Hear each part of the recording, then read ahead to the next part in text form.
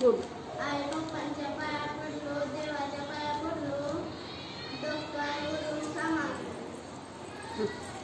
आईचे पाय पडतो, पप्पांच्या पाय पडतो, झाडून काढतो, पाणी